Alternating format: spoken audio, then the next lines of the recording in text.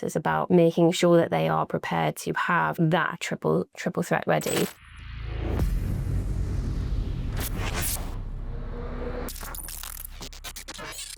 Hi there and welcome to From Ideas to Results. I'm joined by Holly from our digital PR team, and we are exploring all the things that are happening in the world of digital PR. Now, the one sort of main topic that we wanted to talk about today is a challenge around how do you get that visibility, and often people focus on how do we get in front of like the major kind of news outlets. But there's been some changes, some sort of a shift in their approach, particularly with Reach, one of the larger publishers. Could you explain what's going on? So Reach is one of the larger publishing houses, so a lot of the nationals are covered by them along with all the regional media outlets. And they have made a decision to streamline the way that they're going to be completing the editorial, and they're going to be focused on quality of content versus churn of content, which is obviously nothing in terms of being new, because journalism has always been very focused on providing quality, but it is interesting in the world and the age of AI and what implication that has for our strategies and campaigns. And does this provide an opportunity for the smaller publisher and the sort of more the niche content producer, do you think? What we're kind of seeing over the last 6 months, even the year, is that the market has been changing in terms of who are perhaps perceived as the most powerful publishers. What we're seeing in terms of AI reach and with AI citations, it's kind of opening up the field, as we know. So those smaller publishers can have a chance to be part of the conversation, and those larger ones are having to perhaps refine what they're doing and making sure that they are still giving back and giving that authority back to the consumer, the reader. So it has been really interesting, but there is an opportunity as well from a client perspective, because it's looking more about how are we actually targeting them. So when we're putting together strategies for clients, is looking at making sure that you've got that, I call maybe a triple threat.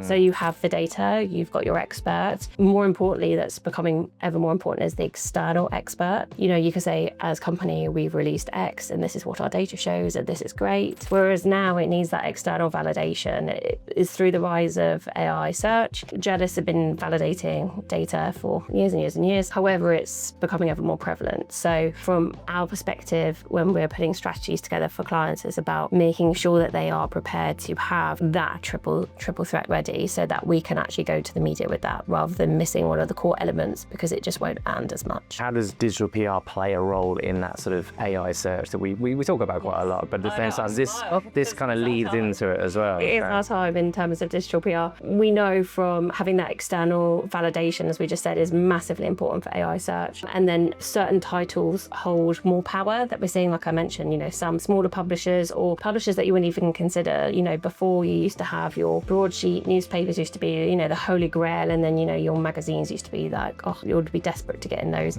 Whereas now actually we're seeing much more value in very specific topic-led industry media outlets, and they again are being cited within AI searches. So from our perspective, when we're advising clients and looking at strategy as well, having a dream media list is great. You know, we always want to go for gold, but realistically you can look more from a tactical perspective about being in media outlets that are surfacing for AI search, because it's all well if you have a piece of coverage, but if it's not being cited or searchable, then it's not really visible currently. Almost advice to marketeers right now, if they're looking to do sort of digital PR, what are the sort of first things that you would recommend based on this kind of some of the shifts that we're seeing? I would say a massive recon of what you've got. Looking at your experts, trying to pull together. I think, you know, historically people would have people from the marketing team being cited, right? That's kind of not really a thing anymore unless it's C-suite, so like a CMO potentially. But realistically, look within your remit of your business and identify key spokespeople that can be used, what narratives they can be attached to that, and then go away and look at your data. So every company has data. I know sometimes it's hard to mine, and I smile saying that because having been in-house myself, I understand the pain. However, have a look to see what data you do have available, and then look also about external sources. Like, you know, do you have anyone within your current network that, you know, you perhaps have a partnership with, who can